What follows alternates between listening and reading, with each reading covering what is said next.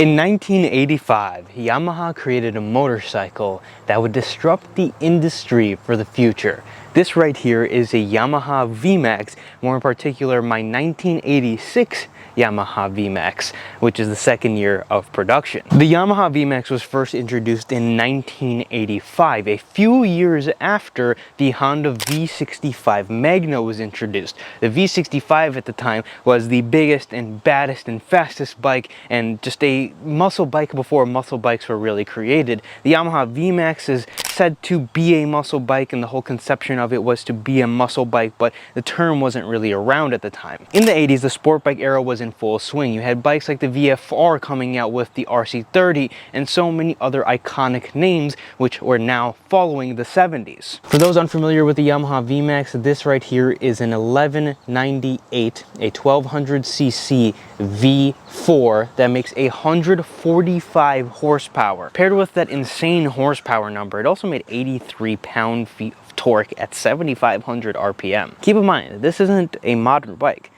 This is 1985 we're talking about. Yamaha set out to make a muscle bike, and that is exactly what they did. With a quarter-mile time of 10.8 seconds, the Yamaha Vmax was the official king of the road. There was nothing else beating this. It is very clear by just looking at this motorcycle. It is made to do nothing but go straight very fast. And a lot of people ride these bikes on a day-to-day basis and have complaints from the brakes, the forks, the handling, and all of these things, when in all reality, this bike was never created to do any of those things. As a rider, of course, you're not really ending up in too many straight roads. There's going to be curves, there's going to be turns, you're going to have to slow down for stop signs, things like that. It's not a track monster, obviously, but it is a drag strip monster. Harley-Davidson actually set out and created a V4 before the conception of the Vmax. Many people will say that the Vmax is what the Nova project was supposed to be, as they are very, very similar. But there's no indication that Yamaha ever purchased any rights or copied anything from Harley-Davidson at the time. That story, as far as I'm aware, is completely false. At the time they were making the Yamaha Vmax, they got pushback from Yamaha corporate. Yamaha Japan did not want to make this bike. Yamaha USA kept pushing it and pushing it and pushing it,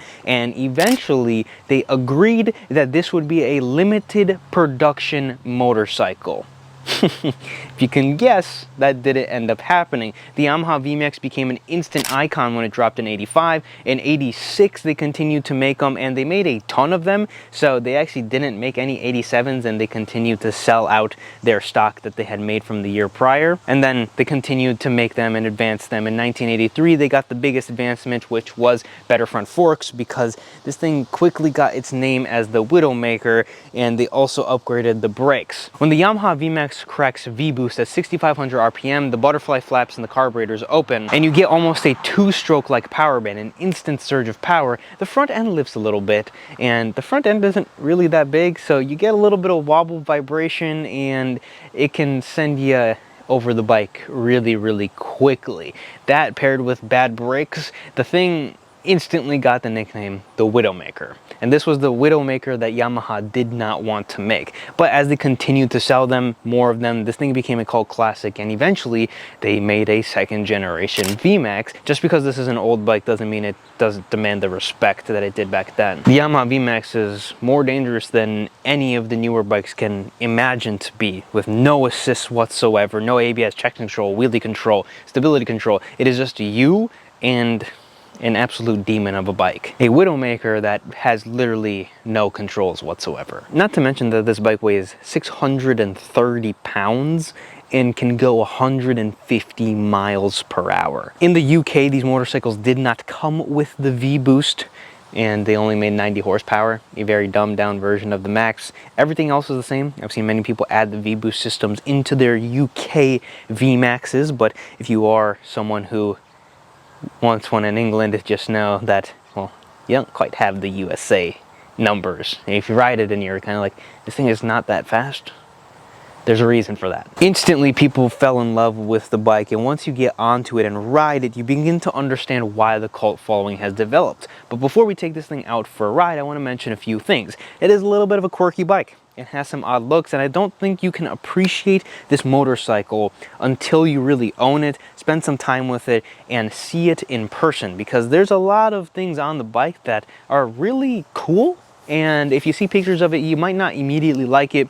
A lot of people say that the motorcycle's ugly, and I also didn't think the bike was conventionally attractive, and it isn't conventionally attractive. And then I started to look into them, I started to research them, and I began to appreciate the Vmax more and more and more. For most people, the first thing you see are these massive intake scoops on the bike, which were inspired from fighter jets, but they're fake. The intakes on the second generation bike are actually real, but these here are completely blocked off. The V-Boost controller and electronics live inside of here, and nothing really intake wise lives there. But if I do come and put the key onto this side here and I pop this cover here open, this is not the gas tank, this is actually the intake. So the intake is just from the side here, it rams in air from the front, and you know, it's not taking intake in from the fake intakes here, unfortunately. But you have an intake that lives here, you have a coolant, you have a couple fuses, and you have a very weird gauge cluster that lives on top of that with a temperature and an RPM. Very, very small, but I digress. The other thing here, you have a neutral light, oil pressure, fuel level, you have a high beam, turn signal. The Vmax is a carbureted motorcycle, as many bikes of the 1980s were. You have a reserve switch on this side, right above the starter button. The Yamaha Vmax has a 4-gallon tank. It sucks about 30 miles to the gallon, but if you're on it cracking V-Boost, you'll get significantly less. Most people say that you get about 100 miles per range. I've never ran the bike down that far, so I'm not quite sure. I tend to fill it up anytime I get the opportunity to. Very small gas tank, muscle bike. It's not something you're gonna be touring on or was made to be touring on. The gas actually lives underneath the seat here. Right in front of the fender here, you have 2 little pull tabs. If you pull each side, this flips up, and then you have your gas tank that lives right here, and the fill-up that lives there as well. Give that a good close and you have a little bit of a backrest, which you definitely need when you're on the full acceleration of this bike. Usually right here, you see my bike is missing something. It either has a grab bar or it can have a rear passenger backrest. I have the backrest, but I really want to put the grab bar on.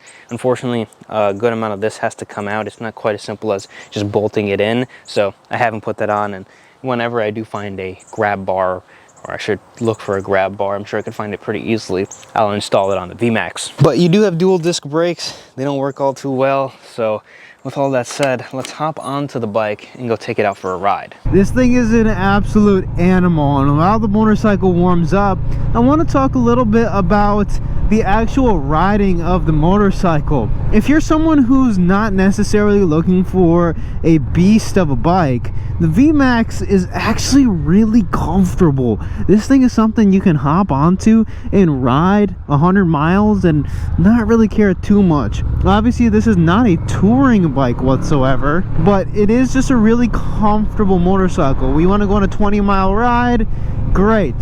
In Wisconsin, where I live here, we have a lot of straight open roads, and the Vmax is absolutely perfect for them. It's a very well planted motorcycle, even though you have a little twitch in the front end.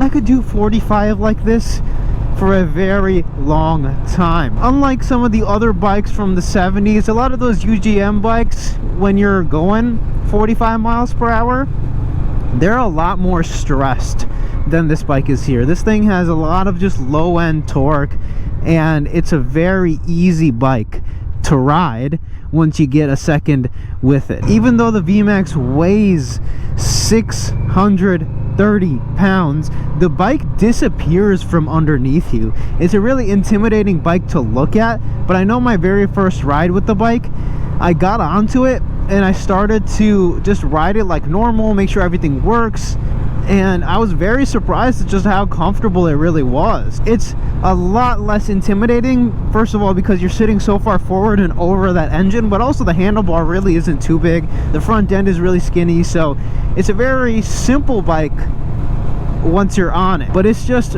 comfortable. It's butter smooth, that V4 power delivery. It's a really, really nice motorcycle all around. And we're not even getting anywhere close to cracking V-Boost in this thing.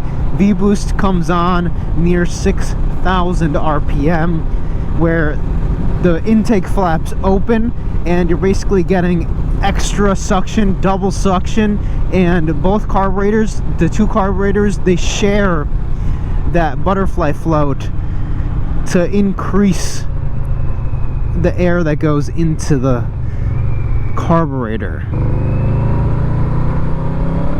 At around 4,000 RPM, you get like a rush of power, and then at 6, it just becomes put you back in your seat. But you don't even ever need to go there with the Vmax. It's just a simply comfortable bike to ride around on a nice Sunday. Go to your day-to-day. I know a lot of people who have tons, like 90,000 miles on their Vmaxes, and I can totally see why. These motorcycles are getting harder and harder to find. Again, a lot of people rode them. The people who bought them really don't want to sell them, but the things like the chrome are very prone to pit, and it is a bike that, again, has a lot of things that can fail.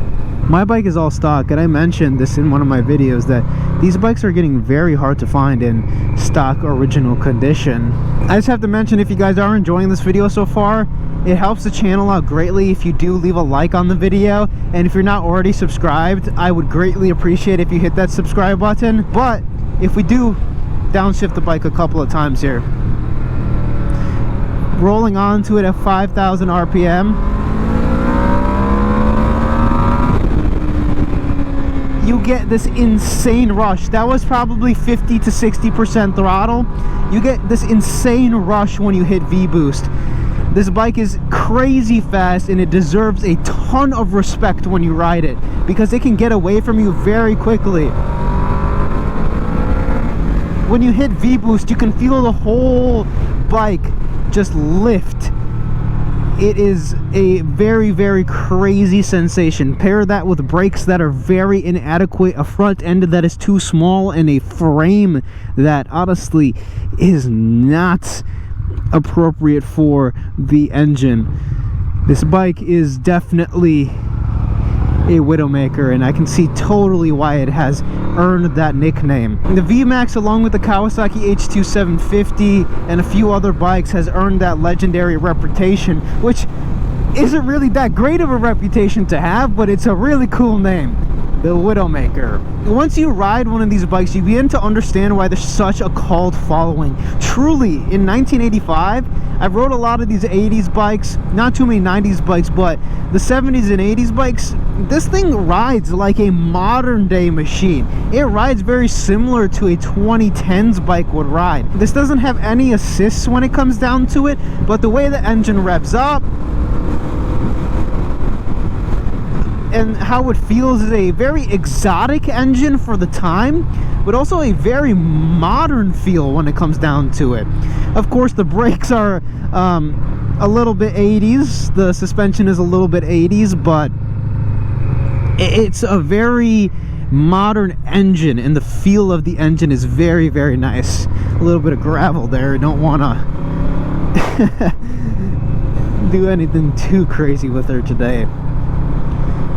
But just cruising, like I said, very comfortable. These county roads have, you know, just these bumps, uneven patches, and the Vmax honestly eats it up really well.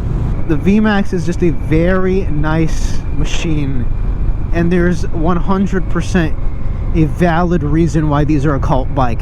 Tons of power, tons of comfort. The story of the Vmax goes that the original creator was watching some drag races go down in New Orleans, and based off of that, he kind of began to conceptualize the Vmax. And during that time, a lot of sport bikes were having forward position handlebars and whatnot, but he wanted to have the optimal bike for comfort and performance, and dubbed the new classification called the muscle bike. And I can see why muscle bikes are so loved, because you have all the comfort and all the street performance that you really want, and naked bikes have the sporty aspect where, you know, fully fared sport bikes, very uncomfortable. Let's just be honest. For how easy and simple it is, under 4,000 RPM to operate, it's absolutely just insane to me how much power you truly have on tap with the Vmax.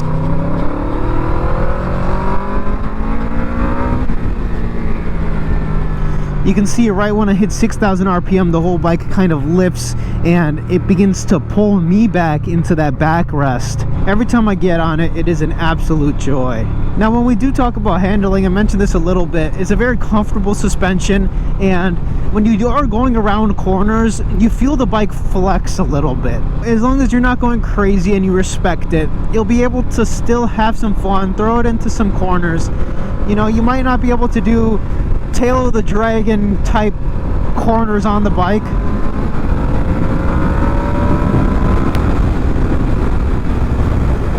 even though I've seen plenty of Vmax guys take these bikes up there. It's not meant for that. It's really meant to just stretch its legs on a road like this. Obviously, one of the bigger downsides of the Vmax is the fact that it is completely naked. You get a lot of wind vibration. I rode this thing a little bit on the highway so far, and you just feel tons of air coming at you. Completely an obvious observation, but you just have to make it. Where some people do put windshields on them, but I've never liked a Vmax with any type of windshield on it. You know, I guess it's just not my style, but also there's a very apparent reason why people do it. It's a performance benefit. Let's do a horn test. This is a very fun bike to ride, but it's not without its problems. If you guys are interested in purchasing Yamaha Vmax, I've made a little bit of a purchase and buyer's guide. I'll link that down below, but just a quick couple of issues that these motorcycles have. First of all, they have 4-barrel carburetors that sit on top. They're quite intense to take off, rebuild, all of that. Again, they're carburetors, they're not the end of the world, but they are a little bit finicky. So if you're someone who isn't quite mechanically inclined, or you don't want a bike with a ton of service, the Vmax might not be for you, which we'll touch on in a second.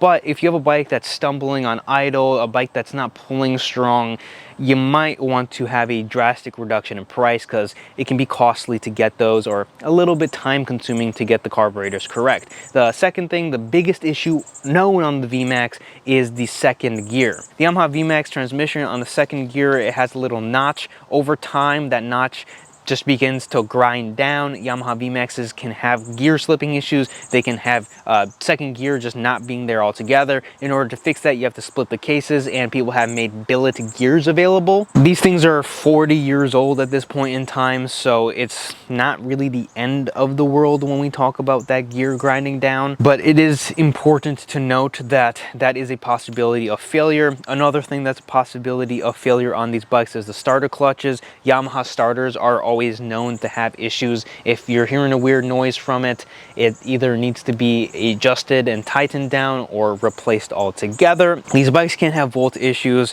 just things like rectifiers and all of those things do tend to fail on the Vmax. Not really that big of a deal once again, but it can add up over time, and these bikes do require a more maintenance heavy schedule and a little bit more attention than a lot of other bikes get. Because of all that power and advancement that they had in the 80s, the Vmax requires more attention than most bikes will. And if you're someone who's not ready to give the Vmax that kind of attention and spending the proper money to upkeeping a bike like this, it might not be for you.